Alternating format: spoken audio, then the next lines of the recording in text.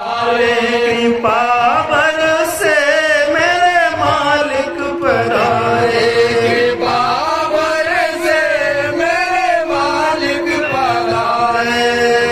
गुरुदेव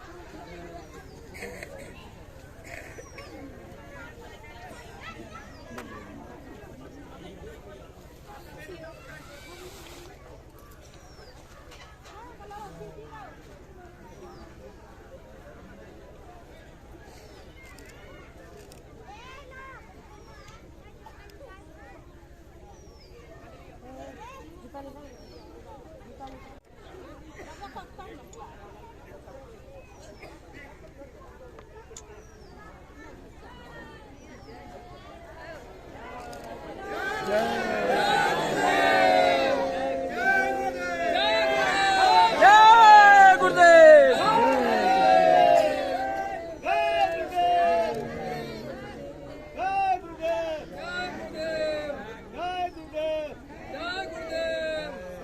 शांत रहिए।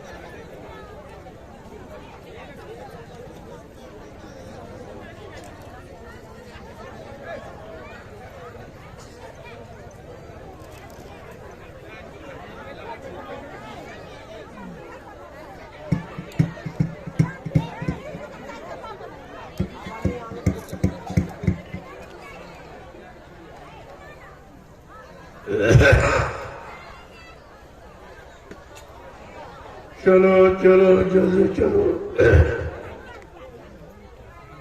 रोमियो दौड़ के आओ, सत्संग का समय हो गया। सब लोग सामने आके बैठो और एक एक वचन को बड़ी सावधानी के साथ सुनो। जब सामने बैठ के सुनोगे तब तुम्हारी समझ में आएगा सत्संग किसे कहते हैं। सत्संग कोई कथा वार्ता का नाम नहीं है।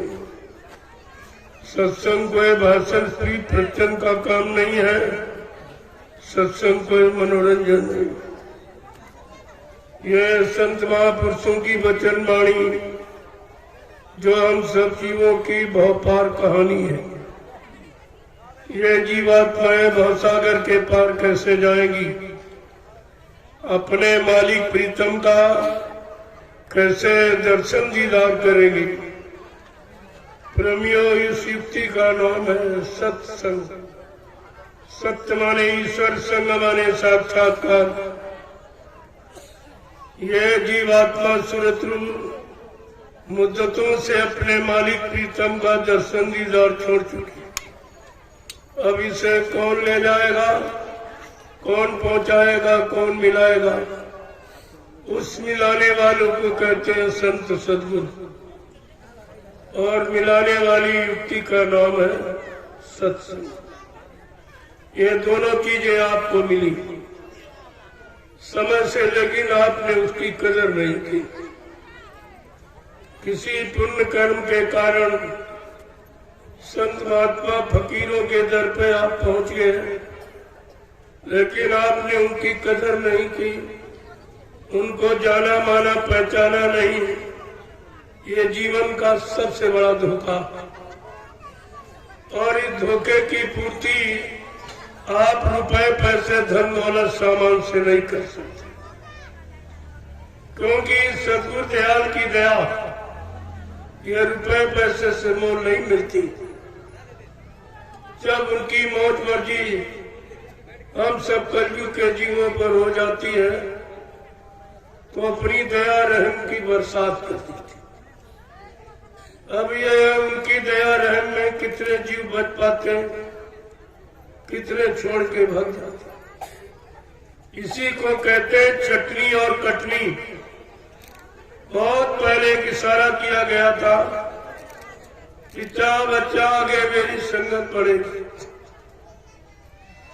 जैसे नदी में बाढ़ आती, एक दिन ऐसे मेरी संगत पड़ेगी तो बच्चा छटनी होगी और कटनी होगी। इस पर जो लोग नहीं समझ पाए, बच्चों को नहीं मान पाए, इशारों की तरफ नहीं मुड़ पाए, तो वो कुदरत चटनी भी करेगी। ये सब काम तुम्हारे सामने हो रहा, लेकिन अभी तक आपने कुछ नहीं समझ पाया। बाबा जी ने 10 जुलाई 1952 से 2012 ये 60 साल आपको मथुरा में सुनाया। जगह जगह बड़े बड़े कार्यक्रम करके ये सब जानकारी आपको दी कि मैं किस काम के लिए आया हूं और कौन सा काम करके जाऊंगा। जो काम करके नहीं जाता है उस फकीर महात्मा का कोई नाम नहीं लेता, उनका कोई गुणानुवाद नहीं करता, उनका कोई इतिहास नहीं होता। आपने ये सब सुना है लेकिन भूल गए हो। एक भी वचन तुम्हारे पास गुरु का नहीं।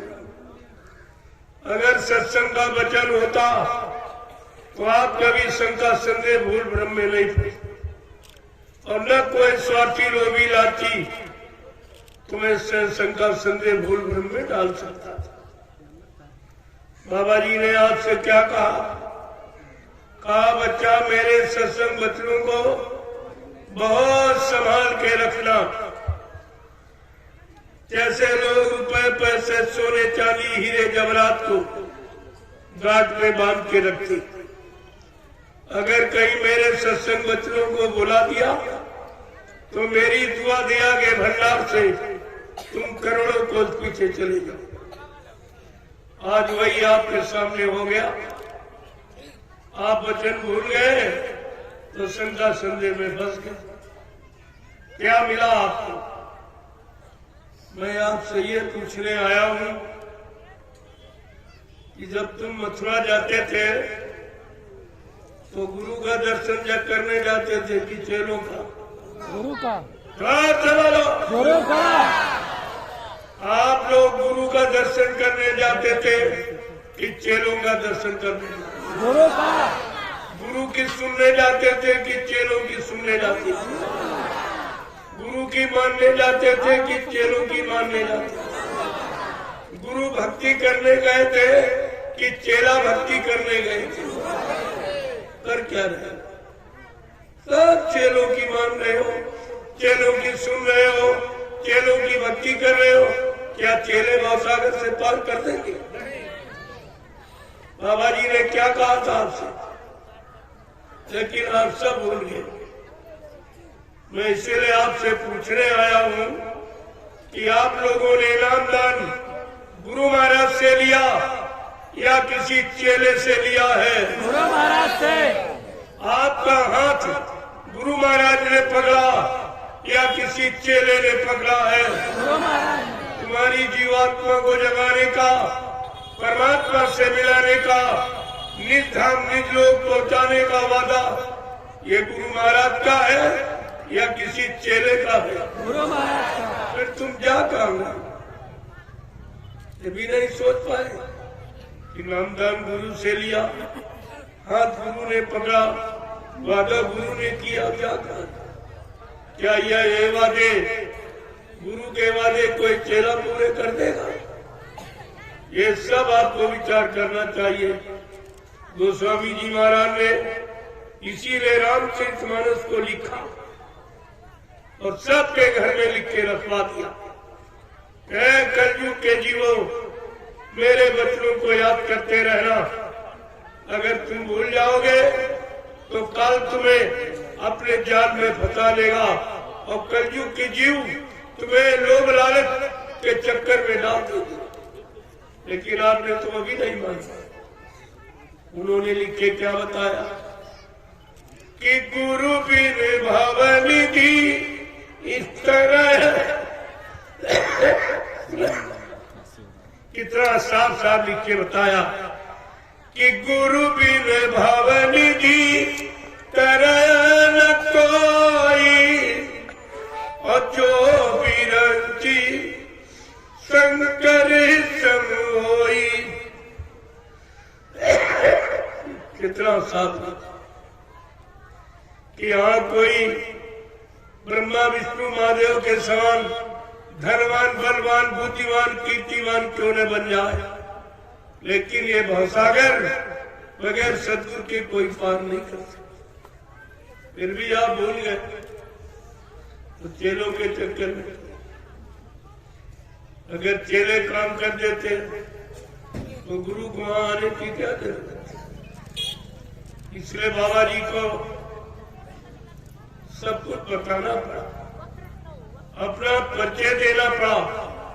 आज तक किसी संत महात्मा फकीर ने इस तरह का अपना परिचय नहीं दिया, क्योंकि इस भूमंडल पर कभी इस तरह का महात्मा फकीर कोई आया नहीं। गोस्वामी जी महाराज ने उत्तराखंड में एक इशारा किया है, एक अनी अनामा अज सच्चानंद प्रभु रामा। एक ही अनामी धाम है, वहाँ एक अनामी महाप्रभु है। जब अनामी महाप्रभु मानव चोला धारण करके मृत्यु मंडल पर आएगा, प्रभु नाम जगाएगा, प्रभु नाम सिद्ध करेगा और प्रभु नाम का प्रचार कराएगा, प्रभु नाम से जीवात्माओं को जगाएगा और प्रभु नाम का बेड़ा भवसागर में लगाकर इन जीवात्माओं को प्रभु धाम पहुंचाएगा। तब प्रभु जीवात्माओं का आवागमन समाप्त हो जाएगा। ऐसे समाप्त नहीं होता, क्योंकि सत्यलोक से संत आते जाते रहते। वो संत को चाहे फकीर को एक ही बात, मुर्शिद को चाहे कोई अंतर नहीं, शिष्य को मुरीद को एक ही बात। ये भाषा का जगह या उन्होंने खड़ा कर दिया और हमें आपको एक दूसरे से लड़वा दिया, एक दूसरे से मिलना जुलना बंद करा दिया, एक दूसरे की खिदमत और सेवा हम लोग इससे वंचित रहे। ये मानवता इंसानियत का इतना बड़ा नुकसान था, इस पर किसी की दृष्टि नहीं जा रही कि हमने अपना पारस्परिक संबंध तोड़ दिया। जो आपस में मिलते जुलते थे, एक दूसरे के काम आते थे, एक दूसरे की खिदमत सेवा करते थे, ये सब खत्म कर दिया। इतनी बेमनुष्यता बढ़ा दी, पारस्परिक प्रेम के मोहब्बत इतना खत्म कर दिया। आपने देखा होगा कि मोहम्मद साहब के जीव कभी लड़ते झगड़ते, राम के भक्त कभी लड़ते झगड़ते, कृष्ण के भक्त कभी लड़ते झगड़ते नहीं। देवी देवताओं की पूजा करने वाले आपस में प्रेम से, लेकिन आज ये गुरु भक्तों को क्या, ये सब आपस में लड़ते झगड़ते, एक दूसरे की सुनना, एक दूसरे को देखना पसंद नहीं करते। इनकी बुद्धि में क्या होगा, जबकि नाम सब जय गुरुदेव ही लेते। अरे जब जय गुरुदेव नाम से जुड़े हो, उसी परिवार के हो, उसी गुरु के शिष्य हो, उसी पाठशाला मथुरा में पढ़े हो और गुरु ने वही शिक्षा सबको सिखाई, फिर ये झगड़ा कब सिखाया? जो आपस में झगड़ा किए बैठे हो, ये क्या गुरु ने आपको सिखाया था? क्या मथुरा में आपने यही सीखा कि आपस में लड़ना झगड़ना? बाबा जी ने क्या कहा था? सब लोग प्रेम प्यार मोहब्बत से, चाहे हिंदू हो, चाहे मुसलमान हो, चाहे सिख, सब ईसाई, ये केवल तुमने बनाए। परमात्मा खुदा ने कोई जाति नहीं बनाई, कोई मजहब धर्म नहीं बनाया, कोई छोटा बड़ा गरीब अमीर यानी पढ़ा लिखा अनपढ़ नहीं बनाया। उसने केवल एक इंसानी शक्ल बना दी। उस इंसानी शक्ल को चाहे तुम हिंदू को, चाहे मुसलमान, सिख, ईसाई को, ब्राह्मण, क्षत्रिय, वैश्य, सर्जन, छोटा बड़ा, ये तो तुम्हारी मानसिकता। लेकिन खुदा परमात्मा ने ऐसा कोई मतभेद नहीं किया। उसने सबको एक समान, एक भाव विचार में रहने की शिक्षा और एक ही मानवीय खान पान सबका बताया, अलग नहीं किसी की बताया। अब तुम अपनी मन मर्जी से अलग अलग सब करो, सब जातियां अलग बना दी, मजहब अलग बना दिए, धर्म अलग बना दिया, मत मतांतर फिरके अलग बना दिए, छोटा बड़ा गरीब अमीर कहने लगे, ये नीच है, हम ऊंच है, ये छोटा हम बड़ा है, हम ये हम वो है। ये करके आपने ये सामाजिक व्यवस्था को खराब कर दिया।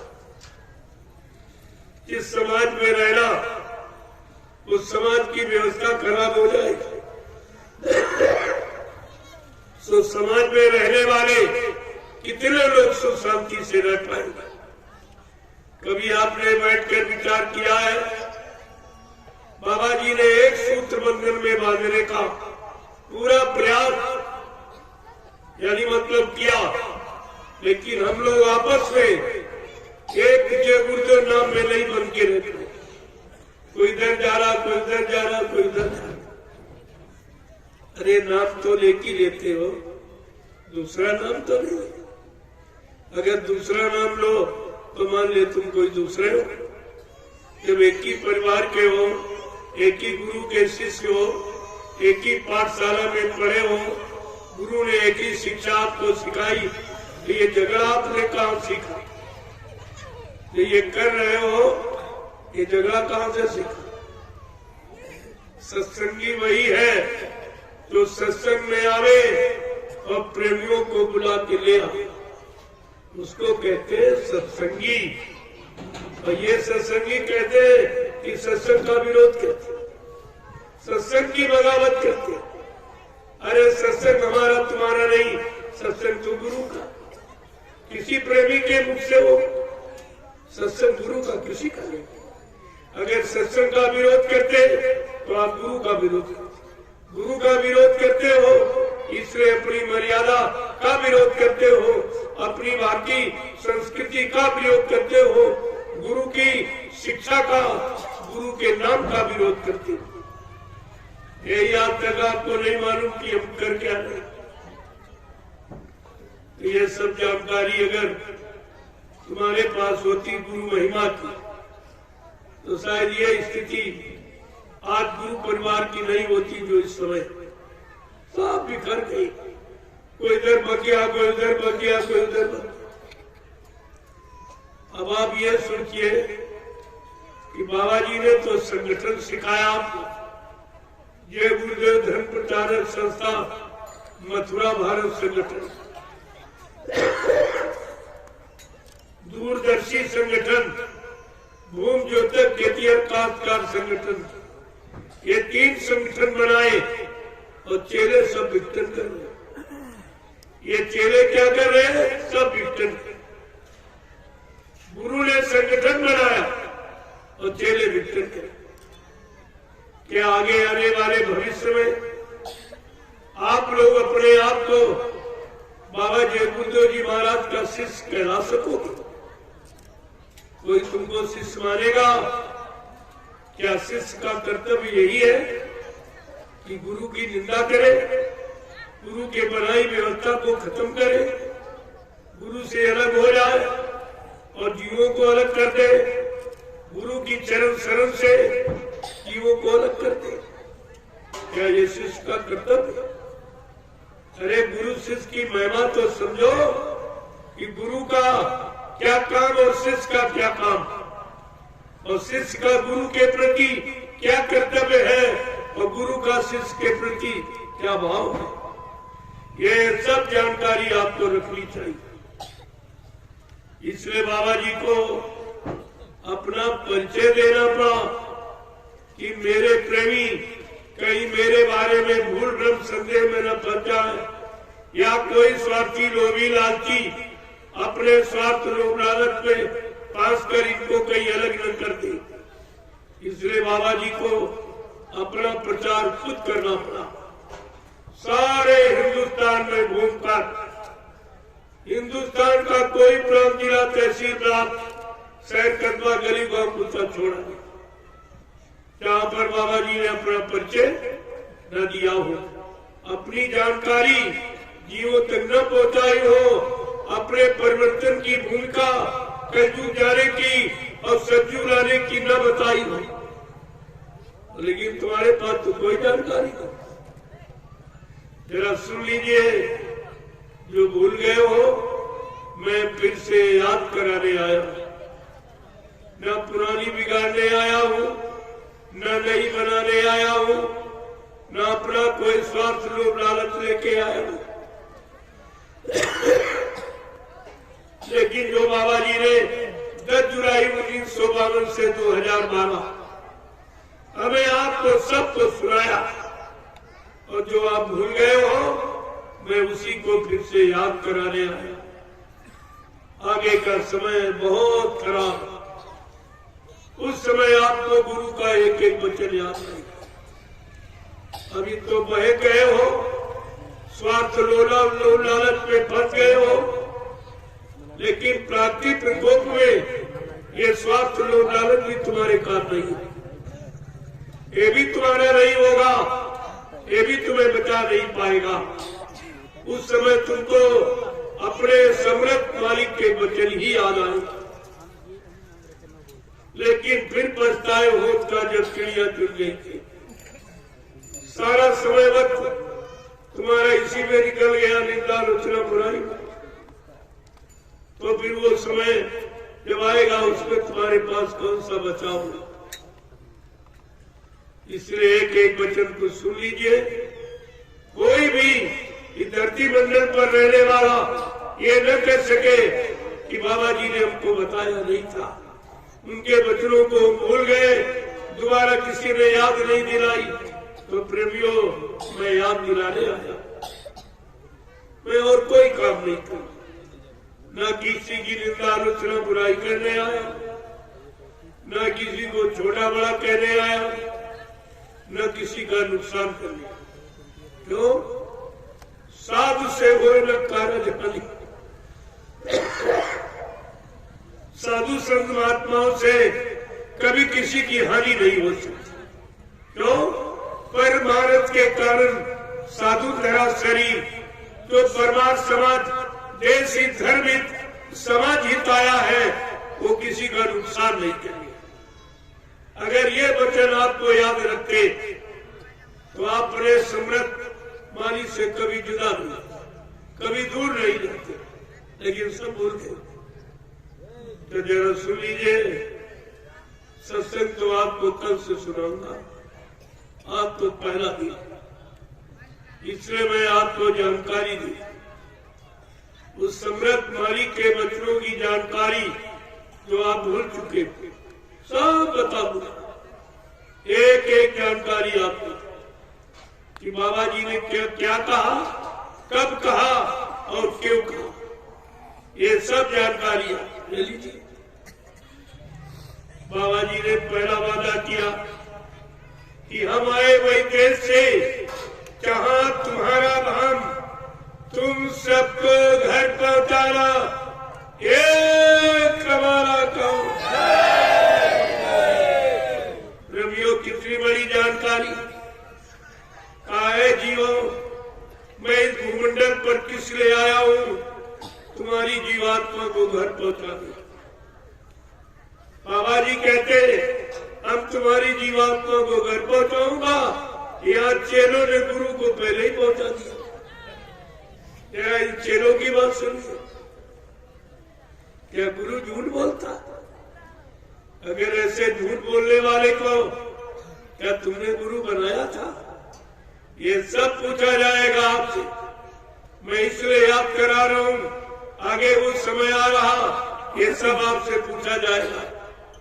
जो 10 जुलाई 1952 से 2012 आपको मथुरा या पूरे देश में घूम घूम कर जहां जहां संदेश दिया गया वो सब आपसे पूछा जाएगा, क्योंकि आपने बाबा जी के वचनों का प्रचार किया। भारत की जनता को या नेपाल की जनता को आपने ये सब बताया है कि विश्व को सुख शांति जय गुरुदेव नाम से मिलेगी और विश्व को सच्ची सुख शांति बाबा जी से मिलेगी। अब तुम ही कह रहे हो बाबा जी मर के चले गए, तो विश्व को सुख शांति कौन देगा? ये प्रश्न खड़ा है, विश्व को सच्ची सुख शांति कौन देगा? ये भारत की जनता और नेपाल की जनता तुम्हारा मुंह नोच लेगी और पूछेगी तो भी झूठा, तेरा गुरु भी झूठा। जो तुम ये कह रहे हो, अभी कहते थे हमारा गुरु अनामी महाप्रभु, हमारा गुरु युग दृष्टा है, युग सृष्टा है, यानी मतलब कहते अनामी महाप्रभु है। अब यही कह रहे कि बाबा जी मर के चले गए। अनामी प्रभु का यही काम, ये जन्मना मरना ये उनका काम है कि जन्म मरण से छुटकारा दिलाना ये उनका काम। उनके काम को समझ ही नहीं पाए, किस काम के लिए आए और कौन सा काम करके जाएंगे। आपसे ये भी बताया कि भाव सागर भरमो नहीं, ये प्रताप समान, अरे निश्चय करके मान ले तो तुरंत सुधारू पा। ऐसा वादा इस सृष्टि में किसी ने किया ही नहीं। क्या कहा कि इस भवसागर में भ्रम मत करना कि कोई तुम्हारे लिए दूसरा आएगा। मेरे बल पर उसका भरोसा कर, मुझ पर विश्वास कर और मेरे इस जय गुरुदेव नाम रूपी नौका पर बैठ जा। मैं तुझको तेरे घर पहुंचा दूं। जब ये काम कोई कर सकता, जिस समृद्ध गुरु को छोड़कर जहां गए हो उनसे एक बार पूछो, क्या तुम हमारी जीवात्मा को जगा सकते हो?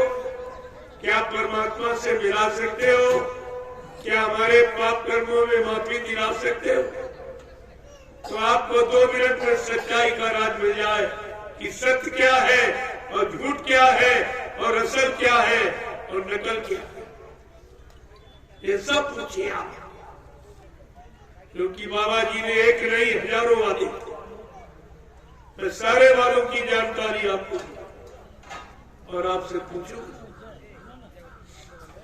बाबा जी ने भी कहा मैं परिवर्तन करने आया हूं, परिवर्तन करके ही जाऊंगा। कोई माई का लाल हमें इस परिवर्तन से न रोक सकता है, न मेरा काम कोई कर सकता है। रवियो ये छोटा मोटा चैलेंज है, क्या ये सच्ची में रामकृष्ण ने ऐसा चैलेंज किया था, या कबीर साहब से लेकर हजारों संत ऐसी कलयुग में क्या इस तरह का किसी ने चैलेंज किया है? युग परिवर्तन की आवाज किसी ने लगाई? ये सब जानकारी आपको रखनी चाहिए थी।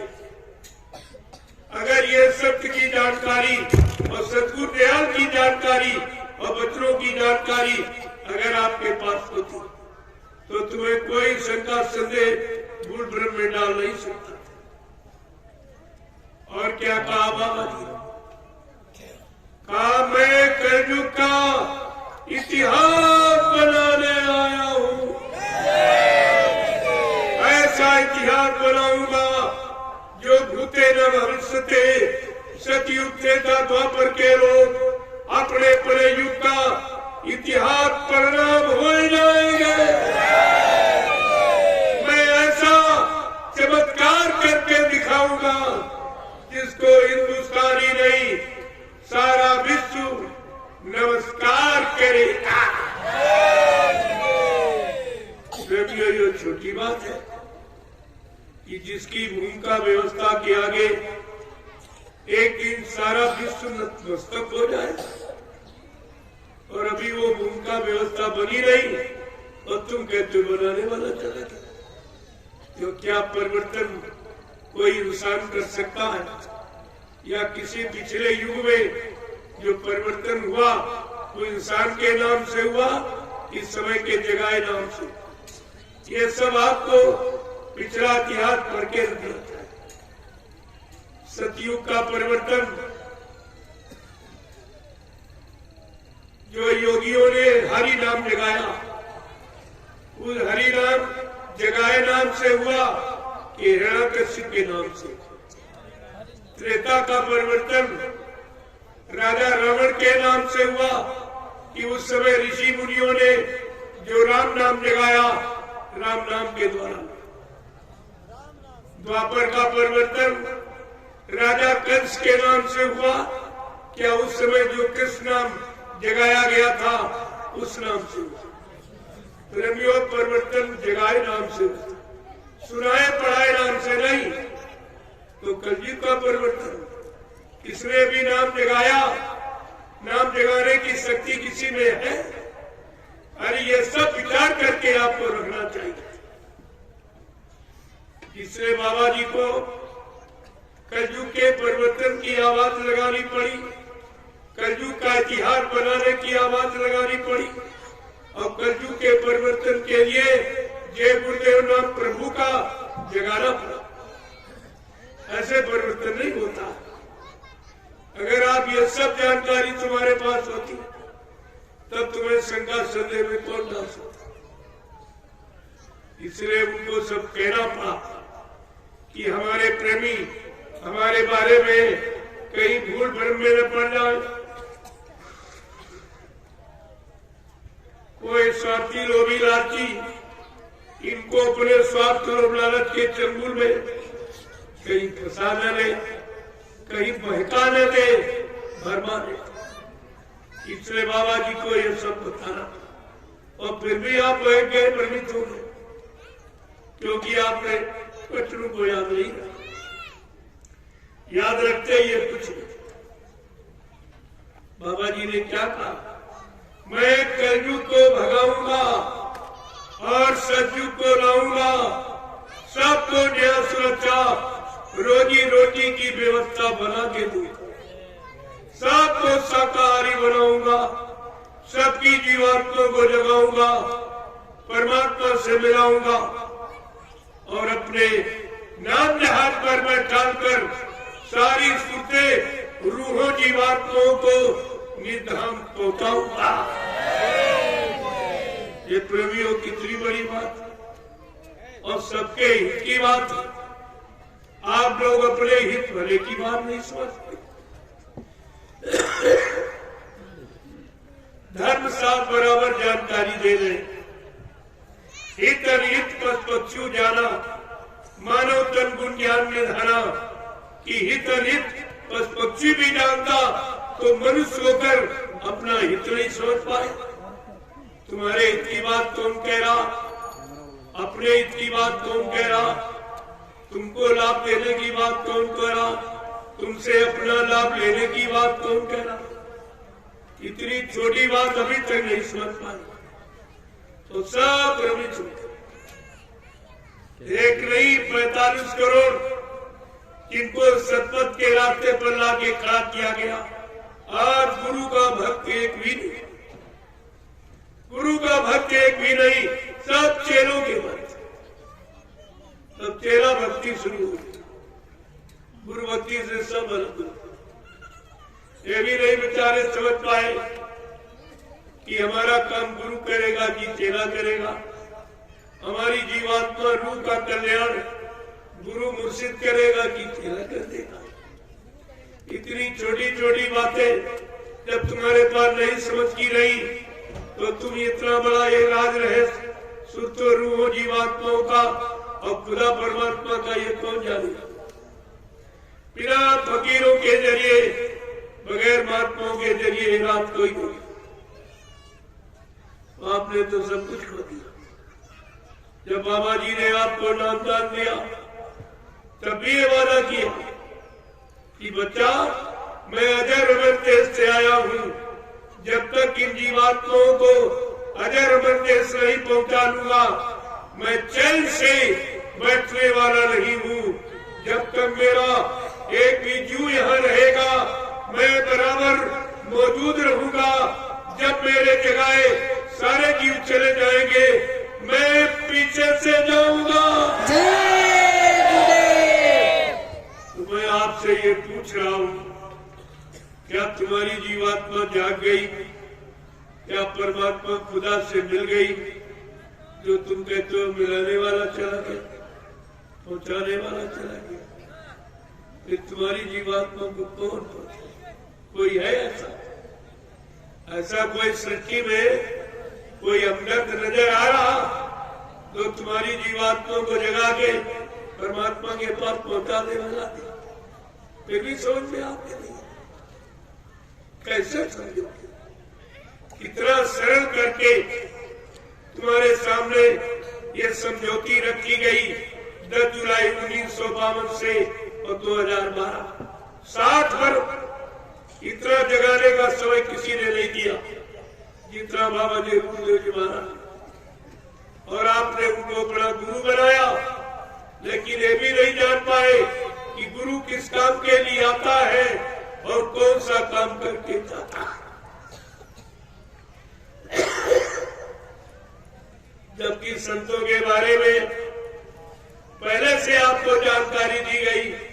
संत वचन पलटत नहीं परत जात ब्रह्मांड। चाहे ब्रह्म अपनी ब्रह्मांड की रचना में तब्दीली बदलाव क्यों न कर दे, लेकिन संत जो कहेंगे वो करके दिखाएंगे। संतों की जबान दस्तावेज होती है जिसको आप यूनिवर्सल ट्रुथ अकाट सत्य कहते हैं। गोस्वामी जी महाराज ने संतों की महिमा का परिचय देते हुए आपको उन्होंने भी जानकारी दी कि कहीं संत बचनों को भूल न जाए, कहीं के जीव बेचारे नहीं मुसीबत आपत्ति में फंस जाए। तो उन्होंने भी कहा संत दरस किम पातक करई। संतों के दर्शन मात्र से पापों का क्षय हो जाता। क्या कोई इंसान अपना दर्शन देके पाप काट सकता? अरे तुम करोड़ों रुपए किसी को दो, कह दो हमारा ये पाप काट दीजिए, ये काम कोई नहीं। और वो आपका काम करूं अपने दर्शन देकर ही आपका काम करूं, फिर भी आप भूल गए ऐसे मालिक। हमें थोड़ा अफसोस होता है कहने थे कि तुम्हारे पास कोई वचन नहीं था। उनकी हमदर्दी का, उनकी शुभचिंतक का और रहमन रहबरा, उनके मतलब यानी एक भी वचन तुम्हारे अंदर घर नहीं था। सारा समय आपने व्यर्थ में गवा दिया। फिर मथुरा जाने का, दर्शन करने का, सत्संग सुनने का, सेवा देने का, सेवा करने का, गुरु के वचनों का प्रचार करने का और गुरु से नाम दान लेकर सुमरन ध्यान भजन करने का क्या मतलब निकला? सब झूठ, सब धोखा। क्या गुरु ने आपको धोखा देने के लिए नाम दान दिया था? क्या आप लोगों ने गुरु से धोखा पाने के लिए नाम दान दिया था? नहीं। इतनी भी बात तुम्हारी समझ में नहीं है और सब भूल गए। एक भी वचन तुम्हारे पास होता तो शायद आज गुरु परिवार की ये स्थिति नहीं होती जो आज है। परिवार आपस में लड़ता बिगड़ता, कौरव पांडव की वो स्थिति बना डाली। क्या गुरु ने आपको लड़ना सिखाया था कि आपस में मिलजुल के रहना सिखाया? भजन करना सिखाया था कि निंदा आलोचना बुराई करना सिखाया? कम से कम कुछ तो गुरु के लिए मर्यादा रखो। अरे गुरु के लिए कुछ तो अपने अंदर रास्ता विश्वास रखिए। आखिरकार तुम्हारा क्या होगा? आगे वो समय आ रहा, तुम्हारा हमदर्द कोई दिखाई नहीं दे और तुमने गुरु को भी खो दिया। एक तो कोई हमदर्द है नहीं और एक हमदर्द मिले उनको तुम रख नहीं पाए, अपना बना नहीं पाए, अपनी जीवात्मा का भला कल्याण करा नहीं पाए, अपने मानव जीवन को सार्थक बना नहीं पाए और पाप कर्म में माफी भी नहीं करा पाए। कोई काम आपने नहीं करा पाए। गुरु के आने का मतलब क्या? जबकि ये भी बताया कि सतगुरु एक, गुरु बहुत तेरे, समय का सदगुरु एक ही हो, दो चार नहीं आते। और इन लोगों ने प्रचार कर दिया कि बाबा जी मर गया, यानी सदगुरु मर गया। पहले प्रचार ने किया किस तरह, किसके लिए? अपने गुरु के लिए। इनको ये भी होश नहीं है कि अगर गुरु तुम्हारा झूठा हो जाएगा क्या तुम सब चेले सच्चे माने जाओगे? तुम्हें कोई सच्चा मानेगा नहीं। कहेगा गुरु झूठा है, चेला भी झूठा। तुमने अपने लाभ की बात भी नहीं सोच पाई और जो चाहो मुझसे कह दो। इससे बड़ी निंदा क्या हो सकती गुरु? ये मर जाना शब्द इसके लिए प्रयोग करते हो दुश्मन के। तेरा भाई मर जा, तेरा बाप मर जा, तेरा पति। सब ने ये कहा गुरु मर गया, गुरु मर गया, गुरु मर गया। ये गाली, ये अमर्यादित, ये शब्द गुरु के प्रति उच्चारण किए गए और तुम अपने कानों से सुनते रहे। जानते हो इसका कितना बड़ा पाप? गुरु निंदा सुने तो काना, पाप लगे गौघात कमाना। जो गुरु की निंदा सुनता है उसको गौ हत्या का पाप लगता। ये तो पाप आपने किया ही, सबने ये निंदा सुनी और कोई नहीं बोला। मथुरा में 5 लोगों ने ये नाटक किया। चलो उन्होंने अपने स्वार्थ लोग लालच के लिए कि बाबा जी को अगर ऐसा कह देंगे मन गए तो मथुरा की संपत्ति हमको मिल जाए। लेकिन इनको ये नहीं मालूम ट्रस्ट की संपत्ति न कोई ले सकता, न कोई बेच सकता, न किसी एक की होती, वो ट्रस्ट की होती। ट्रस्ट में जितने लोग होते सबका उसका प्रयोग करने का अधिकार होता।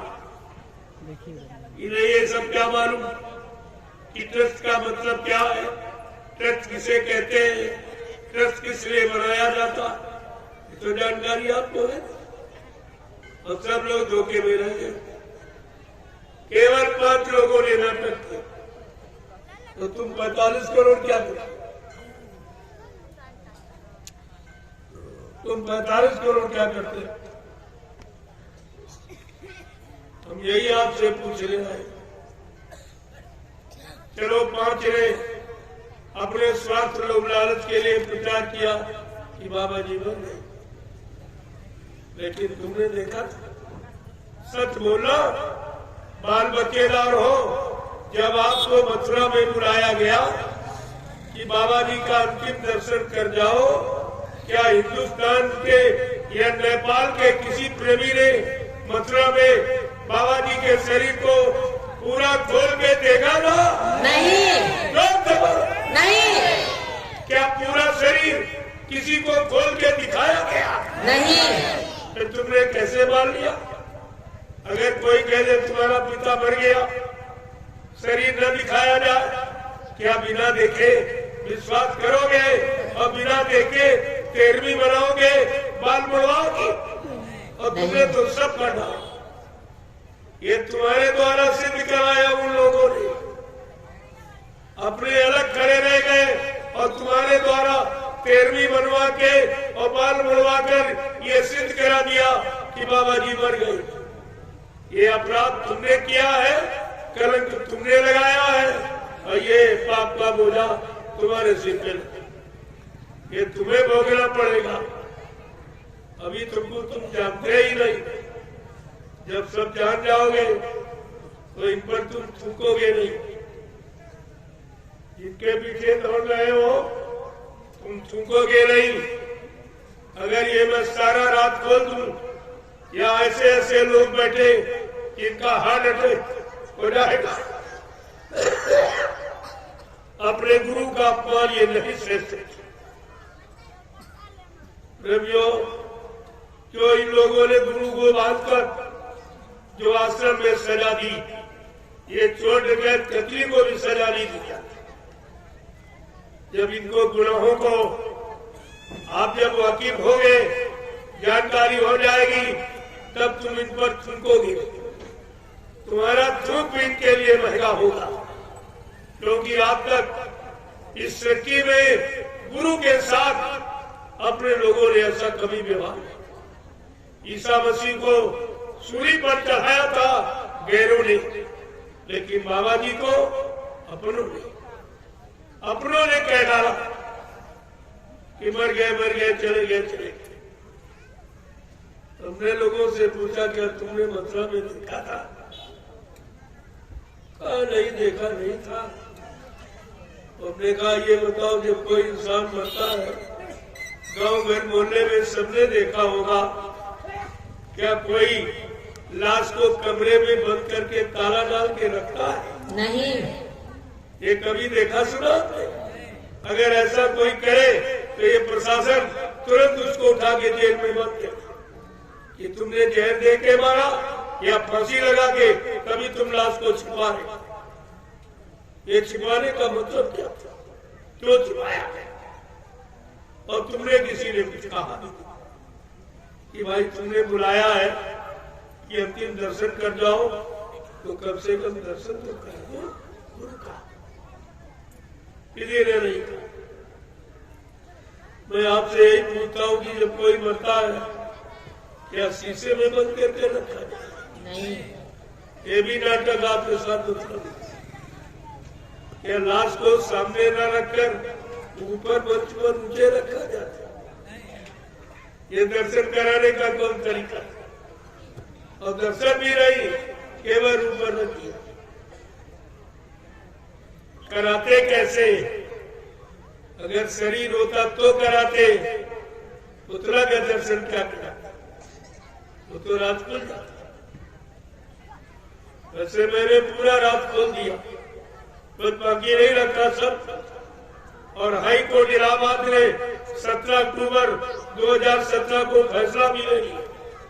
इन दोनों को अवैध माना, उज्जैन वाले को और मथुरा के ड्राइवर को, क्योंकि ये दोनों ट्रस्ट के मेंबर नहीं है। आप जानते हो, पढ़े लिखे हो, कि मेंबर को संस्था का कार्यवाहक रूप में काम करने का मौका दिया जाता जब तक किसी पद की सत्यता जाहिर नहीं हो जाती, तब तक वो कार्यवाहक रूप में कार्य कर सकते। मैं ये मथुरा वाला ड्राइवर मेंबर, मैं उज्जैन वाला मेंबर। और तुम्हारे बिहार से इन पे मुकदमा कर दिया कि सिद्ध करो जब ये कानून नियम सिद्धांत बना हुआ कि मेंबर कार्यवाहकों में काम कर सकता, ये दोनों मेंबर नहीं है, अवैध है, लिया जाए इस पर मुकदमा। जो भी तुम सेवाएं दे रहे हो या आज तक आपने दी है वो सब इसी रिश्वत में खर्च की। गुरु की सच्चाई छिपाने में तुम्हारी सेवा जाए। अरे सेवा देने का मैं विरोध नहीं करता हूं, सेवा अपनी आंख से देख कि हमारी सेवाओं का प्रयोग कहां हुआ। अगर अच्छे काम में होगा तो अच्छा लाभ मिलेगा और बुरे काम अपने स्वार्थ और लालच में कोई खर्च करेगा तो उसका खामियाजा तुम्हें भी भोगना पड़ेगा। इसलिए बहुत सोच समझ ये सब काम करने की जरूरत है। अल्लाह को दो ने बचाया, एक कह रहा बाबा जी हमको वसीयत कर दे, एक कह रहा हमको बाबा जी नाम पावर दे गए। तो मैंने पूछा क्या हिंदुस्तान में दो ही चेले, इन 45 करोड़ का क्या होगा? 1 करोड़ टाट बोरा पहनने वाले ये तपस्या कर रहे, इनका क्या होगा? हिंदुस्तान के या नेपाल देश के लोग जब सुनेंगे तो क्या कहेंगे कि बाबा देवगुरुदेव जी महाराज के 45 करोड़ चेले थे और 1 करोड़ टाट बोरा पहनने वाले, क्या इनमें कोई काबिल नहीं निकला जो गति उसको सौंपी डाली? काबिल निकला तो 2.5-3 बरस का ड्राइवर जो शराबी न शाकाहारी है, न गुरु का शिष्य है, न नामधारी है, न संस्था का मेंबर है, न कभी 1 रुपए सेवा दिया, न 1 डलिया कभी मिट्टी डाली, वो सारा माली बन गया। तो क्या रहे? तुम्हारी समझ में कुछ नहीं आया। तुमको क्या मिला? इतने दिनों से जो तुम सेवा कर रहे हो, सेवा दे रहे हो, तुमको कुछ नहीं मिला और जिसने कुछ नहीं किया वो संभाली बनी। ये आपको सोचना चाहिए। मैं अभी केवल इशारे ही कर रहा हूं, जानता तो सब हूं, लेकिन अभी बताऊंगा नहीं। जब तुम्हारे अंदर इच्छा देखूंगा, गुरु के तरफ कोई हमदर्दी, गुरु में कोई आस्था, कोई विश्वास प्रेम देखूंगा तो सब खोल के बता दूंगा। लेकिन धीरे धीरे आप सुनते जाइए, देखते। मैंने शुरुआत में ही कहा था, जिन लोगों ने कहा कि गुरु जी मर गए चले गए, तुम देखते जाना, तुम्हारे सामने ये सब मुर्दा होते चले जाएंगे। मथुरा में तो झाड़ू लगी, एक बचा सब मर गए,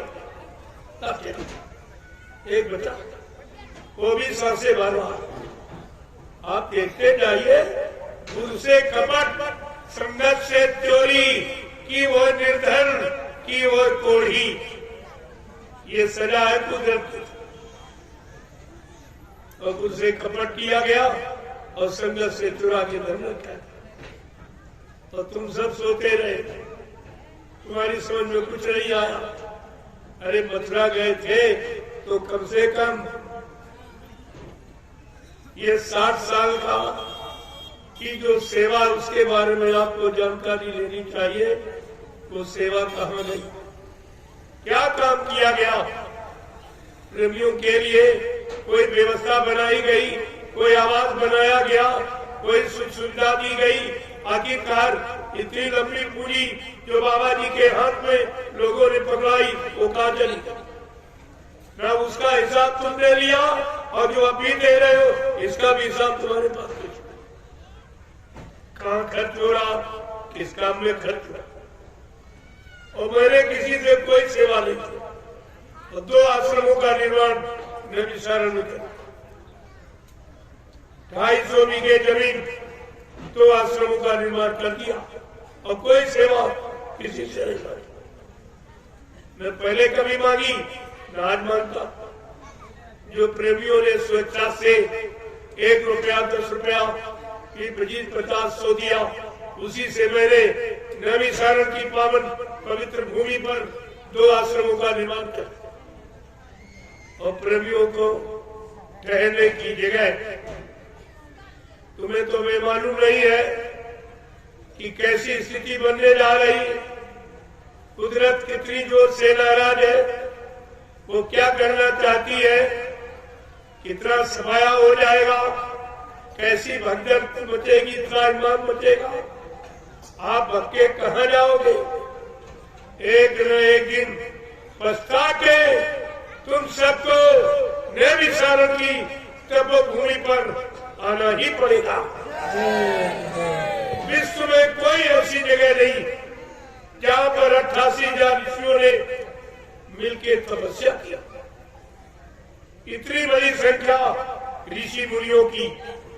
और बाबा जी ने जब 1997 में गुरु पूर्णिमा का कार्यक्रम किया, 10 जुलाई से 23 जुलाई 13 दिन का, तो आखिरी दिन क्या कहा था बाबा जी?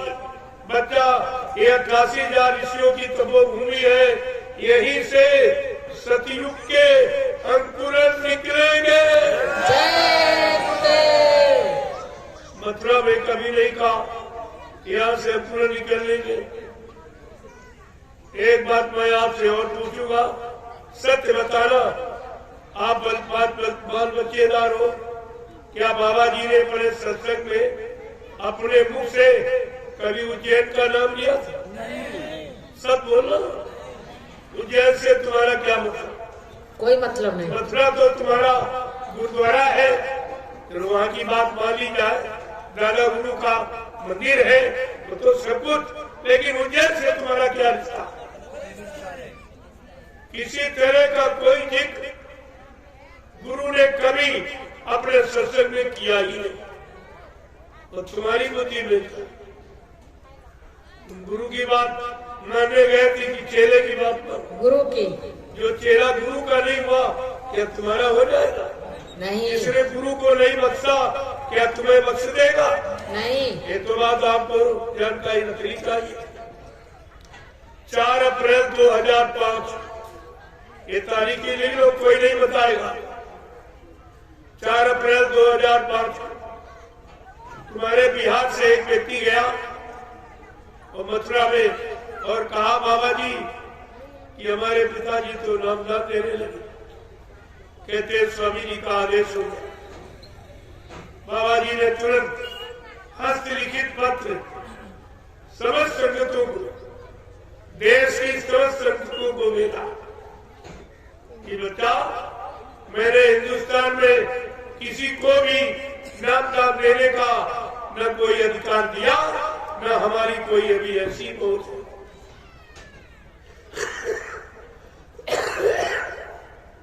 2010 में बाबा जी ने फिर एक आदेश जारी किया।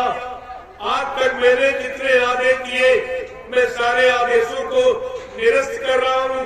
न मेरे यहाँ कोई अध्यक्ष बनेगा, न मंत्री बनेगा, न वक्ता प्रवक्ता बनेगा। सब लोग सेवादार बनो, भजरा नदी बनो।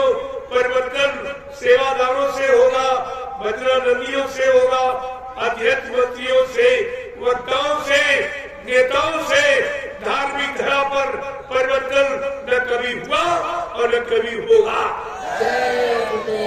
ये सब आपको ध्यान में रखना। ये आदेश कहाँ चले? 2011 में बाबा जी ने फिर पुनः आदेश दिया कि बच्चा, मैंने हिंदुस्तान में किसी को भी नामदान देने का कोई अधिकार नहीं दिया, न हमारी कोई अभी ऐसी मौत, क्योंकि नामदान देने के काबिल अभी कोई नहीं। जो बड़ी जीवात्मा को जगा लेगा, परमात्मा से मिला लेगा। और जो 7 जन्म आगे 7 जन्म पीछे जीव के पाप कर्मों को धोना जानता है, वो नामदान भी। नामदान देने का अधिकार प्रेमियों को। और तुम्हें सत्संग मालूम नहीं, वचन भूल गए तो सिंहासन में चले गए। कुछ आपको नहीं बात। तो मैंने कहा, भाई नामदान तो पहले भी दोहराते थे, जब बाबा जी नामदान देते थे, इसके बाद इनसे कहा जाता था प्रेमियों को दोहरा के बता दो। ये पहले भी बताता था, दोहराता पहले भी था, आज भी दोहरा रहा। मैंने कहा अरे भाई नामदान दे रहे कि नामदान सुना नहीं? जो बाबा जी ने 5 नाम दिए, क्या इसके अलावा कोई 6, 7, 8वां नाम बता रहा जो कह रहे नामदान दे रहा है? नामदान सुना, दोहरा रहा, पहले दोहराता, और दोहराने के बाद ये खुद अपने मुंह से कहती है। क्या कहते थे? अखबार वालों, ये नामदान मत छापना, और जो नए प्रेमी आए हैं लिखा कागज मिल जाए तो ले लेना, एक कागज पर लिख लेना और याद कर लेना, और फाड़ के कागज जला देना, किसी को दिखाना मत। अगर किसी नए को बता दोगे तो तुम्हारा नुकसान हो जाएगा और उसका कोई फायदा नहीं। ये सब बताता रहा और अपना खुद वही काम कर दिया। तो ये क्या है? जब तैसी हो कविता तब तैसी मति होए, और काल रे की लेख को बेच सके।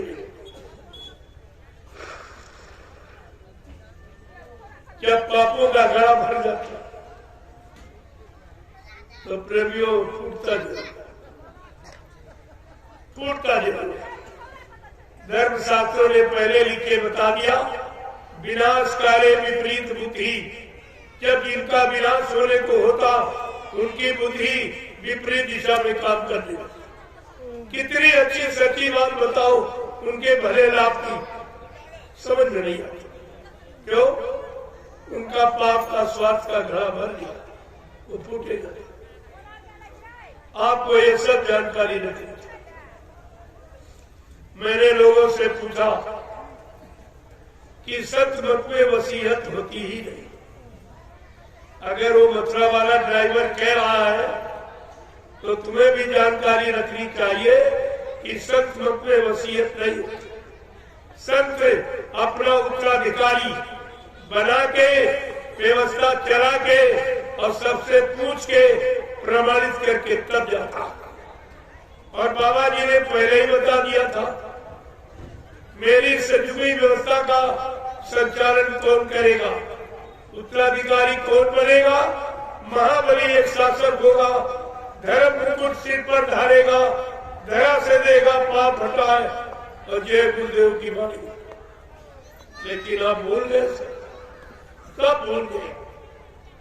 अगर ये सब याद होती तो कोई स्वार्थी लोभी लाती अपने स्वार्थ लालच पे तुम्हें फंसा नहीं सकता और गुरु की दया से तुम्हें हटा नहीं सकता था। लेकिन आपने कुछ नहीं रखा, कुछ नहीं। दूसरी बात मैंने कहा, ये बताओ, बाबा जी मथुरा में, आश्रम मथुरा में, मंदिर मथुरा में, जमीन मथुरा में, तो क्या बाबा जी वसीयत करने इटावा गए थे? क्या मथुरा में कोर्ट नहीं था? हाँ। ये सब आपसे पूछा जाएगा। मैं इसलिए आपको याद दिला रहा हूँ, आगे ये सब पूछा जाएगा। क्या मथुरा में कोर्ट नहीं था जो बाबा जी वसीयत करने इटावा गए थे? ये प्रेमियों जालसाजी और वो जाली वसीयत खुल गई। आप देखते जाइए आगे क्या होता, सुनते जाइए और बच्चों को संभाल के रखें। जब एक एक वचन सिद्ध हो जाए तब मान लेना, हमें कोई जल्दी नहीं मनवाने की, लेकिन याद कराने की जल्दी जरूर है, ताकि कोई व्यक्ति ये न कर सके कि हमको बाबा जी के वचन मालूम नहीं थे। बस हमें केवल इतना ही काम करना, सबको याद दिलाना। माना न माना ये खुशी आपकी, मैं मनवाने नहीं आया हूँ, याद कराने आया हूँ। तो ये तो आपको ध्यान में रखना चाहिए।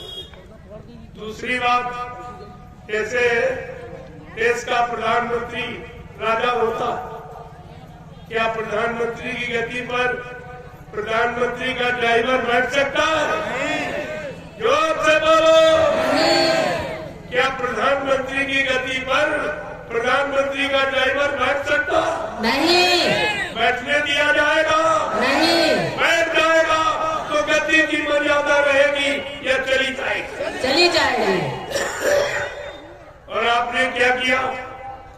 सम्राट गुरु की गद्दी पर नहीं, वो भी शराबी बैठ दिया। गुरुओं की क्या महिमा रही, संतों की क्या महिमा रही, सदगुरुओं की क्या महिमा रही। इतना भारी कलंक और आप उस कलंकी के सहयोगी बन गए, तो तुम्हारा क्या हुआ? जो सजा चोर को, वही चोर के साथियों को सजा मिलती, उसमें कोई अंतर नहीं होता। आपको ये सब ध्यान में रखना चाहिए। लेकिन एक भी वचन आपके पास नहीं है जो बाबा जी ने 10 जुलाई 1952 से 2012 आपको सुनाया, एक भी नहीं। मैं सब आपके सामने रखे देता हूं, इनको आपको समझ लेना चाहिए। दूसरी बात, नामदान कौन देता है यहां सृष्टि में, वो भी जानकारी आपको ले लेनी चाहिए। तब कोई नकली दाढ़ी बाल बढ़ा के गुरु का कपड़ा पहनकर गुरु बनकर आपको धोखा न दे दे, ये जानकारी ले लीजिए आप। नहीं तो फिर कोई तीसरा खड़ा हो जाएगा, फिर आप शंका में चले जाओ। तो जो वचन तुम्हारे पास होंगे तो आपको कोई नहीं फांस सकता, किसी की ताकत नहीं है। तो आपको ध्यान में रखना चाहिए। सर्वप्रथम जब कलयुग में कबीरदास आए, उन्होंने साहब नाम जगाया। जो जीव जगाता है नाम, जो संत नाम को जगा लेता है, वही नामदान देता। ये प्रमाण है। कबीरदास ने जब साहब नाम जगा लिया तो जीवों को नामदान देना शुरू किया। और राधा स्वामी, देखिए कितनी बड़ी बात है। ये सब चीजें आपके सामने रही। जिसने जो नाम जगाया, उसी नाम का आधार से नामदान दिया। जब गुरु नानक देव जी महाराज ने वाहे गुरु नाम जगाया, तब जीवों को नामदान देना शुरू किया। शिवदयाल सिंह महाराज ने जब राधा स्वामी नाम जगाया, तब जीवों को नामदान देना शुरू किया। और बाबा जी ने जब जय गुरुदेव नाम जगाया, तब जीवों को नामदान देना शुरू किया। ये संत मत की प्रेमियों मर्यादा। मैंने उज्जैन में जाकर इससे कहा, अरे तू भी कोई नाम जगा ले और नाम दे, तेरा भी मान लिया। लेकिन संत मत की मर्यादा के अनुसार ऐसे नहीं।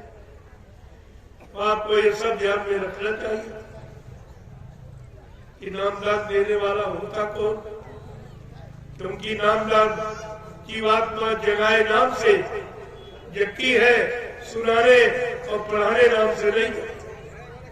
ये सब आपको ध्यान में रखना चाहिए। लेकिन आप तो सब भूल गए, तुम्हारे पास कोई भी जानकारी किसी तरह की अगर जानकारी होती तो आप इतनी बड़ी शंका संदेह मूल ब्रह्म नहीं चाहिए। तो कितना बारी आपने अपना नुकसान कर लिया। बाबा जी ने यह भी कहा, भगवान राम को परिवर्तन में 14 वर्ष और कृष्ण को 18 दिन लग गए। लेकिन बच्चा कलयुग के परिवर्तन में हमको 18 मिनट भी नहीं लगे। 18 मिनट भी नहीं लगेंगे, मैं परिवर्तन करके दिखा दूंगा। प्रेमियों, फिर भी तुम्हारी समझ में नहीं आया हमारा गुरु कितना महान, कितना बड़ा सर्वशक्तिमान, कलयुग जैसा खराब समय को बदलने में कह रहे हमको 18 मिनट भी नहीं लगी। अपने गुरु की सारी महिमा भूल गया तो तुम्हारा क्या होगा? जरा अपने पर विचार कीजिए। आगे आने वाला समय बहुत खराब।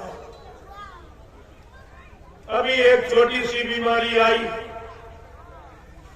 जिसको बाबा जी ने 6 जून 1986 इकलो तारीख के 6 जून 1986 6 नवंबर 1986 बाबा जी ने ये जानकारी दी थी कि बच्चा, अगर तुम शाकाहारी न बन पाए, सदाचारी न बन पाए, अच्छे नेक भले इंसान चरित्रवान न बन पाए, तो कुदरत की तरफ से एक बीमारी आने वाली है। इस बीमारी का नाम होगा कोरोना। क्या न करो तो बीमारी नहीं आएगी, अगर करोगे तो आ जाए। कोरोना का मतलब यही, क्या न करो, काला अंडा मत खाना, मुर्गा और मछली और बकरे का मुर्गा मांस मत खाना, और बुद्धि नाशक नशा शराब गांजा भांग अफीम इसका प्रयोग मत करना, निंदा आलोचना बुराई मत करना, पराई स्त्री धन से दूर रहना। अगर तुम ये काम नहीं कर पाओगे तो कुदरत की तरफ से वाली बीमारी आ जाए,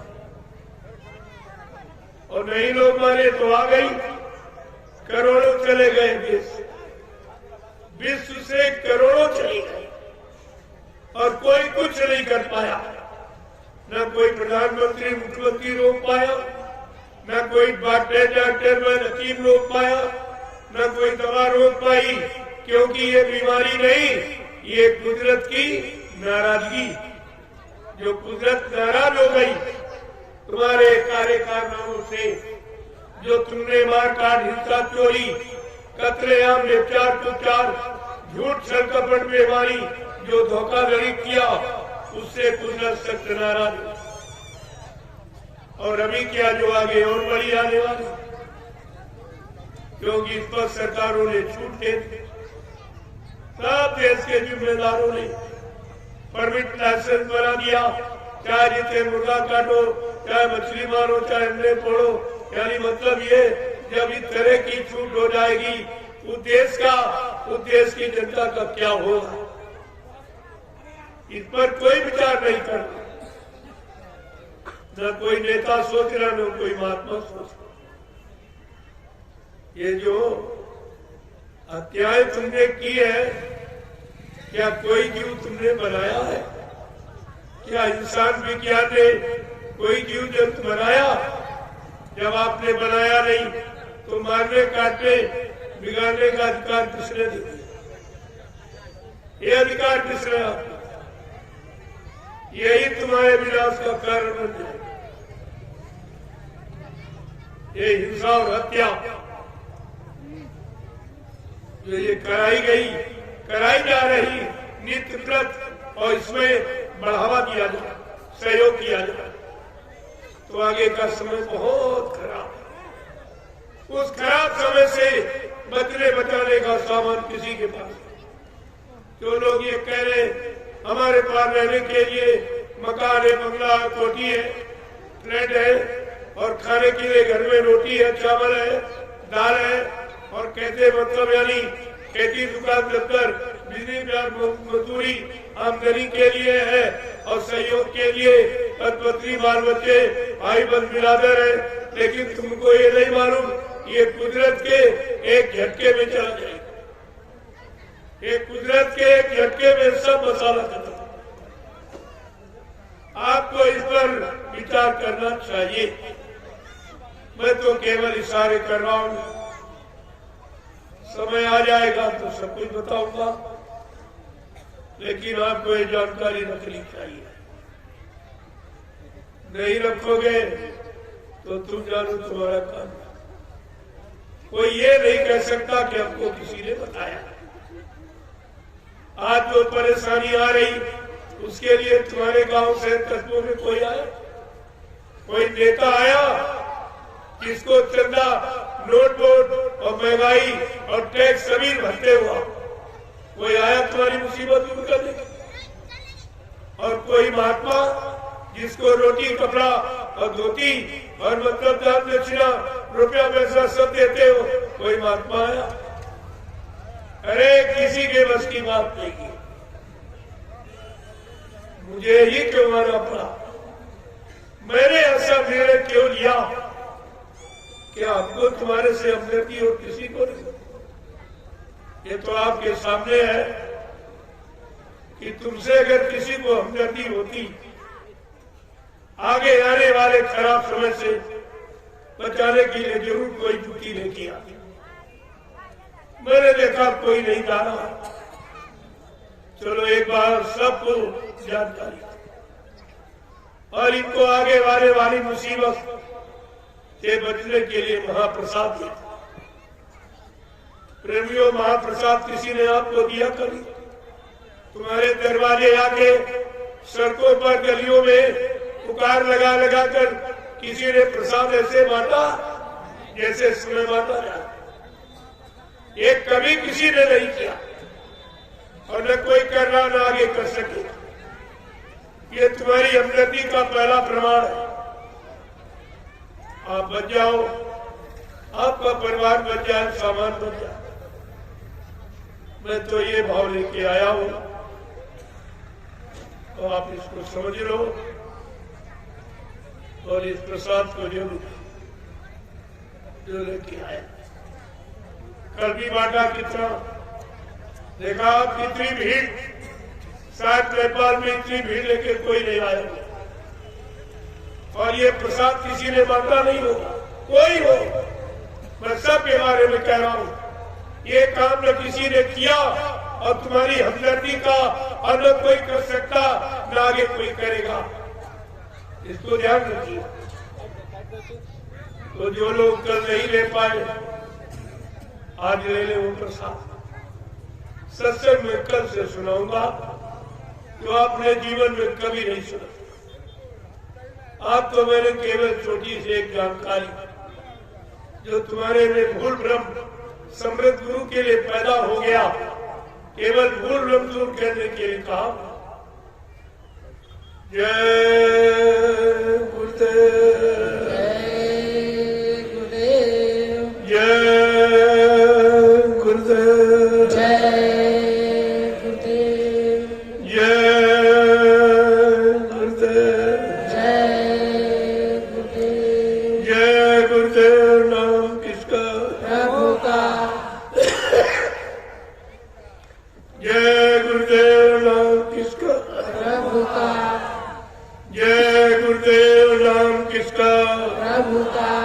प्रभु का प्यारा नाम। अब आप लोग खड़े हो जाए, खड़े हो जाइए आप लोग। लोगों, पहले मेरे इशारे को समझ। खड़ा होने का मतलब क्या? खड़े तो रोज ही होते और बैठते भी रोज हो, लेकिन इसका कुछ मतलब है, कुछ अर्थ है। खड़े होने का मतलब अब किसी सच्चे अच्छे काम के लिए खड़े हो। बैठो, भजन पूजन के लिए बैठो। झुको वहां जहां कुछ मिले। ये तीन स्थितियां शरीर की, खड़ा होना, बैठना और झुकना।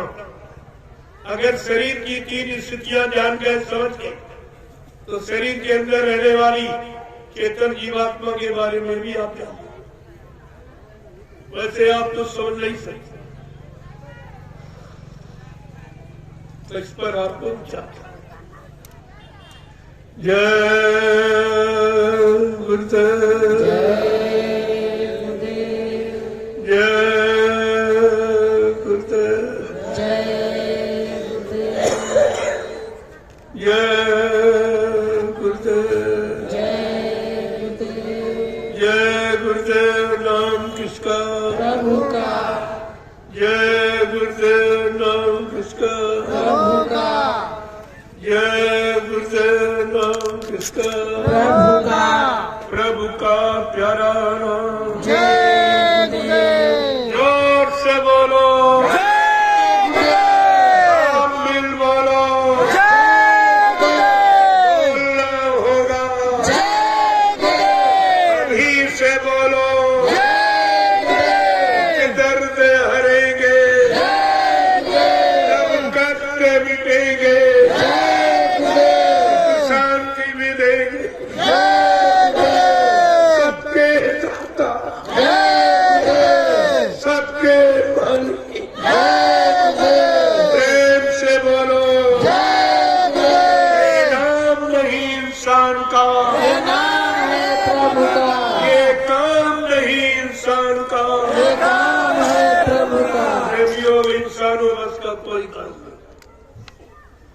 चाहे राजनीति हो चाहे धर्म,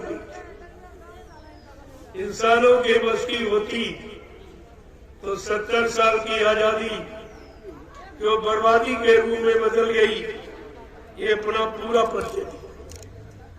इससे और का प्रमाण हो सकता। और धर्मनीति से महात्माओं ने खो दी। नेता भाषण करते रहे, महात्मा परिचय देते, काम किसी ने नहीं। इसलिए राजनीति भी खत्म, धर्मनीति भी। धर्म के लिए भगवान राम को रावण से लड़ाई लड़ी, धर्म के लिए भगवान कृष्ण को महाभारत करना पड़ा। धर्म ऐसे आया था। कितनी कुर्बानी लोगों की हो गई, कितनी माताएं निपुती हो गई, कितने बहनों का सुहाग लुट गया, तब आजादी का दर्शन। आज वो आजादी बर्बादी के कगार पर खड़ी, कोई कहने वाला नहीं। और तुम्हारे ये मौन का कारण तुम ऐसे लूटे जाओगे। अभी एक परीक्षा तुम्हारी ली गई थी, देश के जिम्मेदार लोगों ने देखा, देखे ये जनता कुछ जागी है कि सोई हुई, तो क्या किया? सर्वप्रथम लॉकडाउन में कोई बोला ही नहीं, न किसी ने पूछा। उसने क्या किया? तुमको 3 महीने के लिए तुम्हारे घरों में जेल बना के बंद कर दिया। किसी ने नहीं पूछा मैंने कौन गुनाह किया, कौन पाप किया, देश का, समाज का, राष्ट्र का मैंने कौन सा नुकसान किया, आखिरकार हमको हमारे घर में जेल बना क्यों रखा है? कोई नहीं बोला। जब कोई नहीं बोला तो उन्होंने भट से तुम्हारी दुकान और तुम्हारा व्यापार बंद करा दिया। कभी कोई नहीं बोला कि आखिरकार हम खाएंगे क्या, हमारे बाल बच्चे कैसे जिएंगे, हमारा रोटी का साधन यही है, वो भी बंद कराया जा रहा। कोई नहीं बोला, न पक्ष न विपक्ष। जब कोई नहीं बोला तो फट से उसने रेल और मोटर सड़क यातायात सब बंद। मैं ये पूछता हूँ, आपने ये नहीं पूछा क्या कोरोना की ये कोई दवा है? घर में बंद कर दो ये कोई दवा, दुकान व्यापार बंद दो ये कोई दवा, रेल मोटर बंद कर दो ये कोई दवा है? कोई नहीं बोला, सब एकदम मौन। तब उन्होंने क्या किया? कोई नहीं बोल रहा है, चलो एक बार दूसरे विद्यालय और न्यायालय और कार्यालय सब बंद। कोई नहीं बोला। अरे तुम ऐसे ही पीटे जाओगे। यही स्थिति तुम्हारी थी जब मतलब हिंदुस्तान में मुसलमानों ने राज किया था। यही स्थिति तुम्हारी जब मुट्ठी भर अंग्रेज आए, उन्हें 200 वर्ष राज करके चले गए, तुम्हें गुलाम बना के रखा और तभी तुम सोए ही रहे। और आप फिर सो गए हो 70 साल से, तो इनके गुलाम बन गए। तो क्या तुम जिंदगी भर गुलामी बने? तुम जागोगे कब, चेतोगे कब? अपनी पढ़ाई लिखाई, अपनी शिक्षा और डिग्री डिप्लोमा का कब प्रयोग करोगे? न तुम्हारे काम आ रहा, न देश समाज के काम आ। फिर ये पढ़ाई किसी ने किया और 700 रुपये तो इसलिए मैंने ये देखा तो नई साल उत्तर प्रदेश सीतापुर, ये 88,000 ऋषियों मुनियों की तपोभूमि से ये जय गुरुदेव आध्यात्मिक जन जागरण शाकाहारी काफिला लेकर चला। उत्तर प्रदेश के तमाम जिलों से होता हुआ मैं बनारस से मैंने एक कार्यक्रम प्रारंभ किया। बराबर प्रसाद वितरण रास्ते में भी सब जगह और संदेश देता हुआ मैं रांची, जहाँ एक सप्ताह का आध्यात्मिक संदेश देकर मैं वहां से बिहार के लिए रवाना हुआ। 2 महीने मैंने बिहार के लिए रखे। ये 2 महीने में बिहार के संपूर्ण लोगों के कान तक ये समय का संदेश पहुंचा दूंगा। शाकाहारी बनने का, कि चलो आप धर्मात्मा महात्मा नहीं बन पाए, सच्चे नेक भले ईमानदार चरित्रवान नहीं बन पाए, तो आप शाकाहारी बन जाओ। इसमें कौन सी? अगर शाकाहारी बन जाओगे तभी कुदरत की तरफ से आपके लिए प्रार्थना कर दी जाएगी, आने वाले भारी प्रकोप से आपको बचा दिया। अगर आप शाकाहारी न बने तो तुम जानो तुम्हारा काम जारी। ये नहीं कहोगे कि हमको किसी ने बताया। इसलिए महात्मा फकीर समय के पहले जानकारी आपको दी। ये सब आप समझ। कल से रूहानी तरक्की हासिल कराने भारत मुसलमानों के लिए संदेश दूंगा। ऐसा नहीं है, इनको कोई तकलीफ ना हो कि वैसे बात है कि वो भाषाभाषी में झगड़े में आप पड़ गए हो। बाकी खुदा कहो, भगवान कहो, ये दिल का भाव तुम्हारा। देश प्रेमी हो जग जाओ, इसमें कल्याण, इसमें आपका कल्याण है। आपको अपने लाभ फायदे की बात देखनी चाहिए। जब डॉक्टर वैद्य के पास जाते हो, क्या कोई जात पात पूछते उससे? अरे भाई, उसे अपनी मन बताई और दवा ली चले। बाजार मार्केट में जाते हो, कोई जात किसी की पूछते? क्यों? सामान से मतलब। ऐसे महात्मा फकीर सबके हित के लिए आते, सबके हित भले का कल्याण करने आते। उनके पास कोई जात पाती नहीं। अगर कोई तुम्हारे अंदर फिरका है तो उसको दूर कर देते। जय गुरुदेव, जय गुरुदेव, जय गुरुदेव। नाम किसका? प्रभु का प्यारा नाम। जोर से बोलो, सब मिल बोलो। बोलना होगा, अभी से बोलो। दर्द हरेंगे, सब कष्ट मिटेंगे, शांति मिलेंगे। सबके दाता, सबके मालिक, प्रेम से बोलो। ये नाम नहीं इंसान का, ये काम नहीं इंसान का, ये जानकारी आपको। कलयुग में प्रभु नाम, सतयुग में हरि नाम, त्रेता में राम नाम, द्वापर में कृष्ण। ये इतिहास है। तो कलयुग का नाम जय गुरु।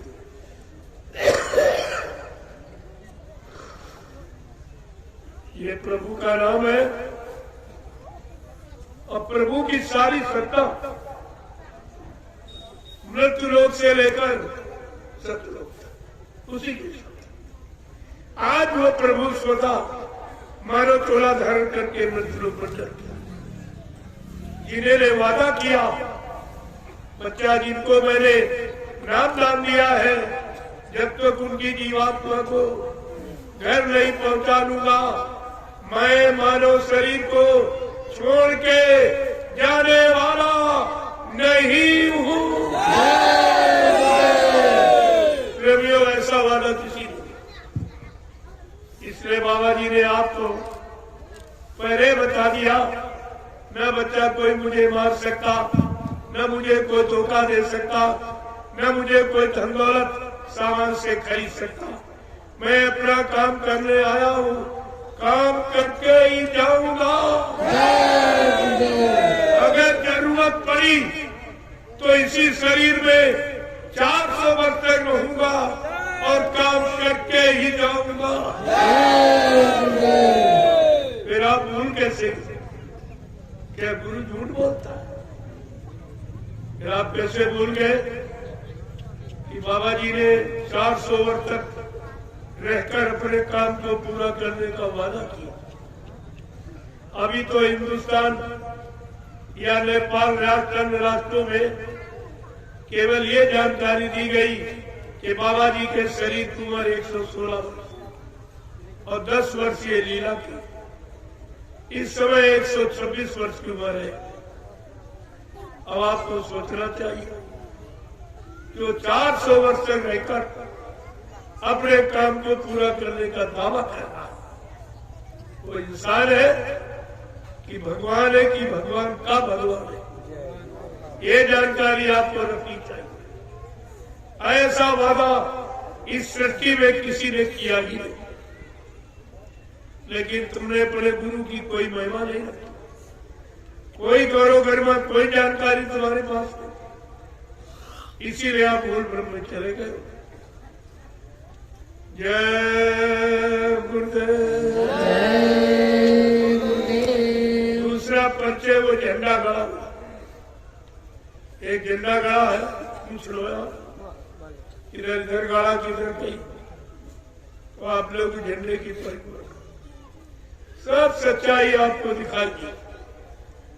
जो लोग कहते हैं बाबा जी चले गए, वो जरा अपना झंडा गाड़ कर ये सिद्ध कर दे कि बाबा जी चले गए और झंडे से एक प्रेतात्मा उतार के दिखा दे, या एक बीमारी कम करके मैं तुम्हारी बात मान लूंगा, नहीं तो पछता के रो के आंसू गिरा के तुम्हें जय गुरुदेव प्रभु नाम के झंडे के नीचे आना ही पड़ेगा,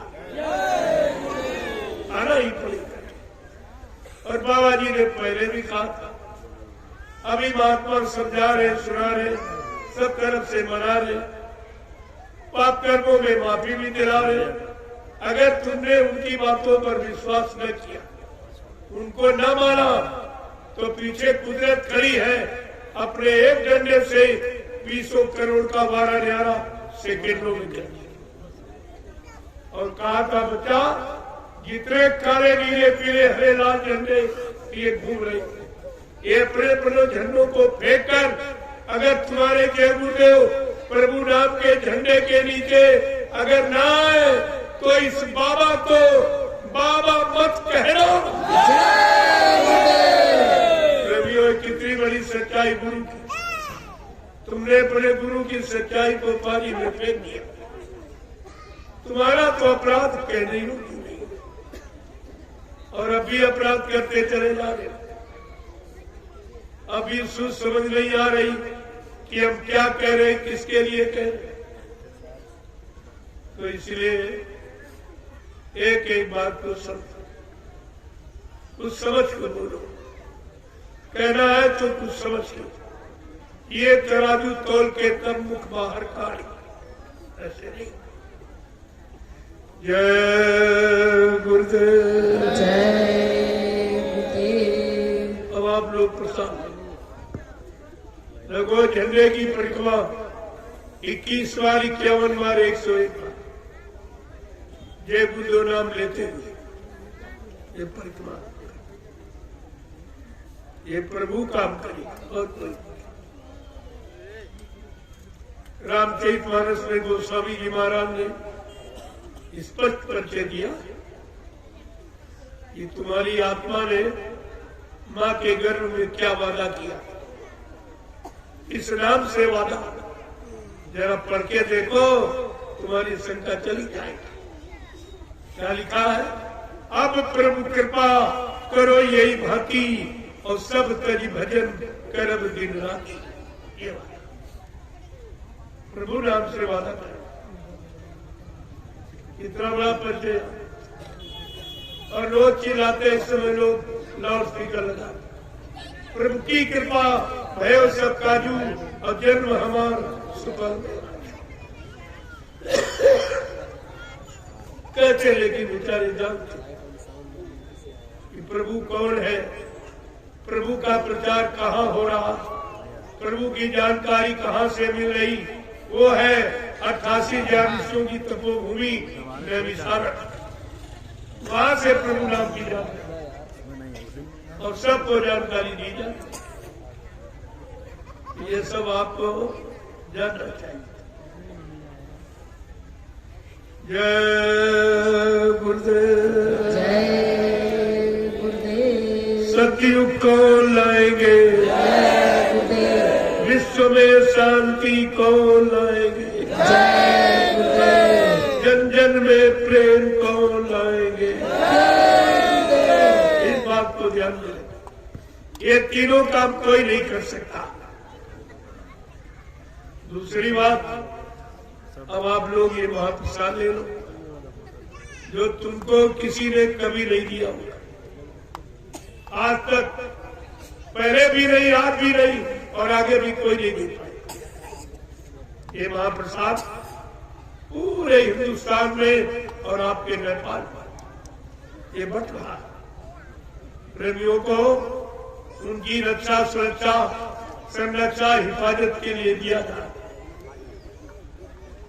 अगर किसी को तुम्हारी हमदर्दी होती तो तुम्हारे लिए कोई न कोई व्यवस्था जरूर हो जाती, लेकिन सबको अपनी अपनी पड़ी सेवा, चंदा, ये दो, वो दो, वो दो, लेकिन ये किसी ने तुमसे नहीं कहा ये लो, ये लो, ये लो। और फिर भी तुम्हारी समझ में नहीं आ रहा कि कोई देने वाला भी तो होना चाहिए, सब लेने वाले। एक तो कोई है नहीं और दिया जा रहा, वो समझ में नहीं आ रहा। इसी कहते विनाश काले विपरीत बुद्धि, समझना चाहिए। अब आप लाइन से खड़े हो जाओ, एक लाइन में महिला, एक में पुरुष। मैं एक एक का दर्शन करूंगा, एक एक को प्रणाम करूंगा, और ये महाप्रसाद, ये तीनों काम हिंदुस्तान में कहीं नहीं हुए, नेपाल में कहीं नहीं, कि विश्व के किसी देश में नहीं हुए जो तीनों काम आपके यहाँ हुए, और आपको दिया जा रहा, बदले में लिया नहीं। जय गुरुदेव।